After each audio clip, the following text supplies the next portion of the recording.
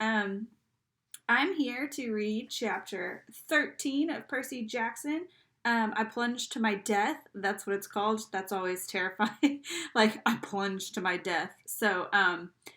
We will see what happens in chapter 13. As you know, they met Gladiola, the pink poodle. And Gladiola, they turned her in for a $200 reward. And they got on the train, not the bus, to Los Angeles. So I plunged to my death. We spent 2 days on the Amtrak train, heading west through hills, over rivers, past amber waves of grain. We weren't attacked once, but I didn't relax.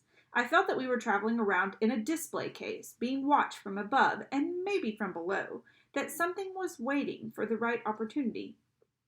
I tried to keep a low profile because my name and picture were splattered over the front pages of several East Coast newspapers. The Trenton Register News showed a photo taken by a tourist as I got off the Greyhound bus.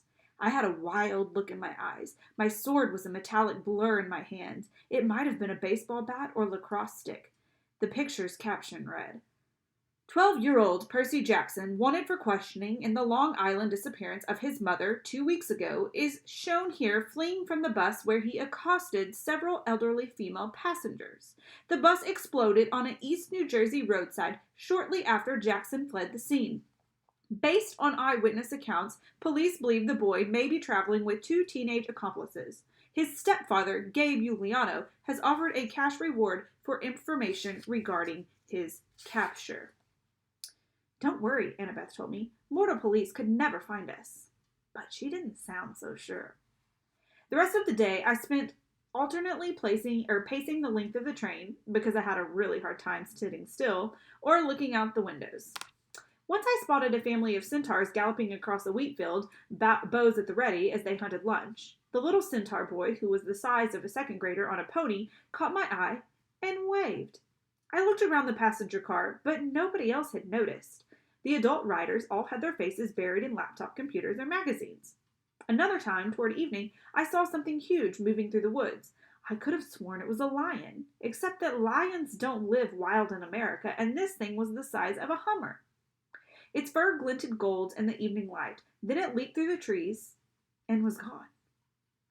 Our reward money for returning Gladiola the poodle had only been enough to purchase tickets as far as Denver. We couldn't get berths in the sleeper car, so we dozed in our seats. My neck got stiff. I tried not to drool in my sleep, since Annabeth was sitting next to me. Grover kept snoring and bleating and waking me up. Once, he shuffled around and his fake foot fell off. Annabeth and I had to stick it back on before any of the other passengers noticed. So Annabeth asked me, once we'd gotten Grover's sneaker readjusted, who wants your help? What do you mean? When you were asleep just now, you mumbled, I won't help you. Who are you dreaming about? I was reluctant to say anything. It was the second time I had dreamed about the evil voice from the pit, but it bothered me so much, I finally told her. Annabeth was quiet for a long time. That doesn't sound like Hades. He always appears on a black throne, and he never laughs. He offered my mother in a trade. Who else could do that? I guess if he meant, help me rise from the underworld, if he wants war with the Olympians, but why ask you to bring him the Master Bolt if he already has it? I shook my head, wishing I knew the answer. I thought about what Grover had told me, that the Furies on the bus seemed to have been looking for something. Where is it? Where? Maybe Grover sensed my emotions. He snorted in his sleep, muttered something about vegetables, and turned his head. Annabeth readjusted his cap so it covered his horns. Percy, you can't barter with Hades. You know that, right? He's deceitful, heartless, and greedy. I don't care if the kindly ones weren't as aggressive this time. This time? I asked. You mean you've run into them before? Her hand crept up to her necklace. She fingered a glazed white bead painted with the image of a pine tree, one of her clay end of summer tokens. Let's just say I've got no love for the Lord of the Dead. You can't be tempted to make a deal for your mom. What would you do if it was your dad? That's easy. I would leave him to rot. You're not serious. Annabeth's gray eyes fixed on me. She wore the same expression she'd worn in the woods at camp, the moment she drew her sword against the hellhound. My dad's resented me since the day I was born, Percy. He never wanted a baby. When he got me, he asked Athena to take me back and raise me on Olympus because he was too busy with work. She wasn't happy about that. She told him heroes had to be raised by their mortal parent. But how? I mean, I guess you weren't born in a hospital? I appeared on my father's doorstep in a golden cradle, carried down from Olympus by Zephyr the West Wind. You think my dad would remember that as a miracle, right? Like maybe he'd take some digital photos or something, but he always talked about my arrival as if it were the most inconvenient thing that had ever happened to him. When I was 5, he got married and totally forgot about Athena. He got a regular mortal wife and had 2 irregular mortal kids and tried to pretend that I didn't exist. I stared out the train window. The lights of a sleeping town were drifting by. I wanted to make Annabeth feel better, but I didn't know how. My mom married a really awful guy, I told her. Grover said she did it to protect me, to hide me in the scent of a human family. Maybe that's what your dad was thinking. Annabeth kept worrying at her necklace. She was pinching the gold college ring that hung with the beads. It occurred to me that the ring must be her father's. I wondered why she wore it if she hated him so much. He doesn't care about me. His wife, my stepmom, treated me like a freak. She wouldn't let me play with her children. My dad went along with her. Whenever something dangerous happened, something with monsters, they would both look at me resentfully, like, how dare you put our family at risk? Finally, I took the hint. I wasn't wanted. I ran away. How old were you? Same age as when I started camp. 7. But you couldn't have gotten all the way to Half-Blood Hill by yourself. Not alone, no. Athena watched over me, guided me toward help. I made a couple of unexpected friends who took care of me for a short time anyway. I wanted to ask what happened, but Annabeth seemed lost in sad memories, so I listened to the sound of Grover snoring and gazed out the train windows as the dark fields of Ohio raced by. Toward the end of our second day on the train, June 13th, 8 days before the summer solstice, we passed through some golden hills and over the Mississippi River into St. Louis. Annabeth craned her neck to see the gateway arch, which looked to me like a huge shopping bag handle stuck on the city. I want to do that, she sighed. What? Build something like that. You ever see the Parthenon, Percy? Only in pictures. Someday I'm going to see it in person. I'm going to build the greatest monument to the gods ever. Something that'll last 1,000 years. I laughed. You, an architect? I don't know why, but I found it funny. Just the idea of Annabeth trying to sit quietly and draw all day. Her cheeks flushed. Yes, an architect. Athena expects her children to create things, not just tear them down like a certain god of earthquakes I could mention. I watched the churning brown water of the Mississippi below. Sorry, Annabeth said. That was mean. Can't we work together a little? I pleaded. I mean, didn't Athena and Poseidon ever cooperate? Annabeth had to think about it. I guess the chariot, she said tentatively. My mom invented it, but Poseidon created horses out of the crest of waves, so they had to work together to make it complete. Then we can cooperate too, right? We rode into the city, Annabeth watching as the arch disappeared behind a hotel. I suppose, she said at last. We pulled into the Amtrak station downtown. The intercom told us we'd have a 3-hour layover before departing for Denver. Grover stretched before he was even fully awake. He said, Food! Come on, goat boy. Sightseeing. Sightseeing? The Gateway Arch. This may be my only chance to ride to the top. Are you coming or not? Grover and I exchanged looks. I wanted to say no, but I figured that if Annabeth was going, we couldn't very well let her go alone. Grover shrugged. As long as there's a snack bar without monsters. So the arch was about a mile from the train station. Late in the day, the lines to get in weren't that long. We threaded our way through the underground museum, looking at covered wagons and other junk food from the 1800s. It wasn't all that thrilling, but Annabeth kept telling us interesting facts about how the arch was built, and Grover kept passing me jelly beans, so I was okay. I kept looking around, though, at other people in line. You smell anything? I muttered to Grover. He took his nose out of the jelly bean bag long enough to sniff. Underground, he said distastefully. Underground air always smells like monsters. Probably doesn't mean anything. But something felt wrong to me. I had a feeling we shouldn't be here. Guys, you know the god's symbol of power? Annabeth had been in the middle of reading about the construction equipment used to build the arch, but she looked over. Yeah? Well, Hades... Grover cleared his throat. We're in a public place? You mean our friend downstairs? Right. Our friend way downstairs? Doesn't he have a hat like Annabeth's? You mean the Helm of Darkness? Annabeth said. Yeah, that's his symbol of power. I saw it next to his seat during the Winter Solstice Council meeting. He was there? I asked. She nodded. It's the only time he's allowed to visit Olympus, the darkest day of the year. But his helm is a lot more powerful than my invisibility hat, if what I've heard is true. It allows him to become darkness, Grover confirmed. He can melt into shadow or pass through walls. He can't be touched or seen or heard, and he can radiate fear so intense it can drive you insane or stop your heart. Why do you think all rational creatures fear the dark?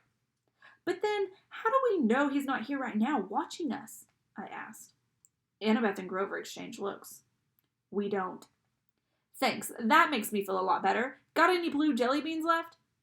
I'd almost mastered my jumpy nerves when I saw the tiny little elevator car we were going to ride to the top of the arch, and I knew I was in trouble. I hated confined spaces. They make me nuts. We got shoehorned into the car with this big fat lady and her dog, a chihuahua with a rhinestone collar. I figured maybe the dog was a seeing eye chihuahua because none of the guards said a word about it. We started going up inside the arch. I'd never been in an elevator that went in a curve, and my stomach was not happy about it. No parents? The fat lady asked us. She had beady eyes, pointy, coffee-stained teeth, a floppy denim hat, and a denim dress that bulged so much she looked like a blue jean blimp. They're below, Annabeth told her, scared of heights. Oh, the poor darlings. The chihuahua growled, the woman said. Now, Sonny, behave. The dog had beady eyes like its owner, intelligent and vicious. I said, Sonny, is that his name? No, the lady told me. She smiled as if that cleared everything up. At the top of the arch, the observation deck reminded me of a tin can with carpeting. Rows of tiny windows looked out over the city on one side and the river on the other. The view was okay, but if there's anything I like less than a confined space, it's a confined space 600 feet in the air. I was ready to go pretty quick. Annabeth kept talking about structural supports and how she would have made the windows bigger and designed a see-through floor. She probably could have stayed up there for hours, but luckily for me, the park ranger announced that the observation deck would be closing in a few minutes. I steered Grover and Annabeth toward the exit, loaded them into the elevator, and I was about to get in myself when I realized there were already 2 other tourists inside. No room for me. The park ranger said, Next car, sir. We'll get out, Annabeth said. We'll wait with you.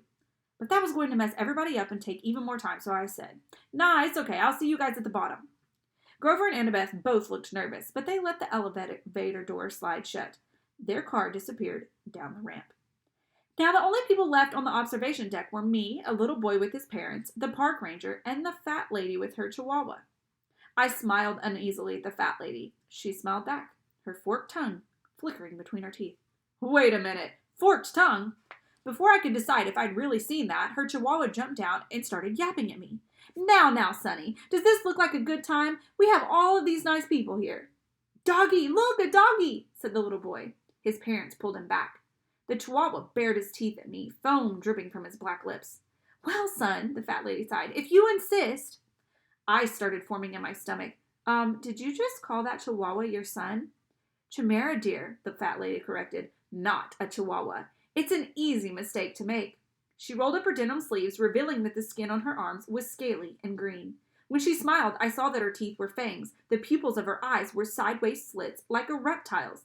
The chihuahua barked louder, and with each bark, it grew. First to the size of a Doberman, then to a lion. Then the bark became a roar. The little boy screamed. His parents pulled him back toward the exit, straight into the park ranger, who stood, paralyzed, gaping at the monster. The chimera was now so tall its back rubbed against the roof. It had the head of a lion with a blood-caked mane, the body and hooves of a giant goat, and a serpent for a tail, a 10-foot-long diamond back growing right out of its shaggy behind. The rhinestone dog collar still hung around its neck, and the plate-sized dog tag was now easy to read. Chimera, rabid, fire-breathing, poisonous. If found, please call Tartarus. Exit 954. Or extension 954. I realized I hadn't even uncapped my sword. My hands were numb. I was 10 feet away from the chimera's bloody maw, and knew that as soon as I moved, the creature would lunge. The snake lady made a hissing noise that might have been laughter. Be honored, Percy Jackson. Lord Zeus rarely allows me to test a hero with one of my brood, for I am the mother of monsters, the terrible Ignat. I can't say that. Ignat. I stared at her. All I could think to say was, isn't that a kind of anteater? She howled, her reptilian face turning brown and green with rage. I hate it when people say that. I hate Australia, naming that ridiculous animal after me. For that, Percy Jackson, my son shall destroy you. The chimera charged, its lion teeth gnashing. I managed to leap aside and dodge the bite. I ended up next to the family and the park ranger, who were all screaming now, trying to pry open the emergency exit doors. I couldn't let them get hurt. I uncapped my sword, ran to the other side of the deck, and yelled, "Hey, Chihuahua!" The chimera turned faster than I would have thought possible. Before I could swing my sword, it opened its mouth, emitting a stench like the world's largest barbecue pit, and shot a column of flame straight at me. I dove through the explosion. The carpet burst into flames. The heat was so intense it nearly seared off my eyebrows. Where had I been standing a moment before was a ragged hole in the side of the arch with melted metal steaming around the edges. Great, I thought. We just blowtorched a national monument. Riptide was now a shining bronze blade in my hands. As the chimera turned, I slashed at its neck. That was my fatal mistake. The blade sparked harmlessly off the dog collar. I tried to regain my balance, but I was so worried about defending myself against the fiery lion's mouth, I completely forgot about the serpent tail until it whipped around and sank its fangs into my calf. My whole leg was on fire. I tried to jab Riptide into the chimera's mouth, but the serpent tail wrapped around my ankles and pulled me off balance, and my blade flew out of my hand, spinning out of the hole in the arch and down toward the Mississippi River. I managed to get to my feet, but I knew I had lost. I was weaponless. I could feel deadly poison racing up to my chest. I remembered Chiron saying that ankylomosis would always return to me, but there was no pin in my pocket. Ankylomosis is the sword's name, and it's also Riptide. So, maybe it had fallen too far away. Maybe it only returned when it was in pin form. I didn't know, and I wasn't going to live long enough to figure it out. I backed into the hole in the wall. The chimera advanced, growling, smoke curling from its lips. The snake lady in Canada cackled. "They don't make heroes like they used to, eh, son?" The monster growled. It seemed in no hurry to finish me off now that I was beaten. I glanced at the park ranger and the family. The little boy was hiding behind his father's legs. I had to protect these people. I couldn't just die. I tried to think, but my whole body was on fire. My head felt dizzy. I had no sword. I was facing a massive, fire-breathing monster and its mother, and I was scared. There was no place else to go, so I stepped to the edge of the hole. Far, far below, the river glittered. If I died, would the monsters go away? Would they leave the humans alone? "If you are the son of Poseidon, you would not fear water. Jump, Percy Jackson. Show me that water will not harm you. Jump and retrieve your sword. Prove your bloodline," the monster hissed. Yeah, right, I thought. I'd read somewhere that jumping into water from a couple of stories up was like jumping onto solid asphalt. From here, I would splatter on impact. "You have no faith. You do not trust the gods. I cannot blame you, little coward. Better you die now. The gods are faithless. The poison is in your heart." She was right. I was dying. I could feel my breath slowing down. Nobody could save me, not even the gods. I backed up and looked down at the water. I remembered the warm glow of my father's smile when I was a baby. He must have seen me. He must have visited me when I was in my cradle. I remembered the swirling green trident that had appeared above my head the night of the capture of the flag when Poseidon had claimed me as his son. But this wasn't the sea. This was the Mississippi, dead center of the USA. There was no sea god here. "Die, faithless one," rasped the monster, and the chimera sent a column of flame toward my face. "Father, help me," I prayed. I turned and jumped, my clothes on fire, poison coursing through my veins. I plummeted toward the river. Dun dun dun. So we find out what happens next when I read to you on Monday, chapter 14. And that's all. So I hope you love that. I just love the chapters. They get so good towards the end. So I hope you really enjoyed that. And I will see you back here on Monday.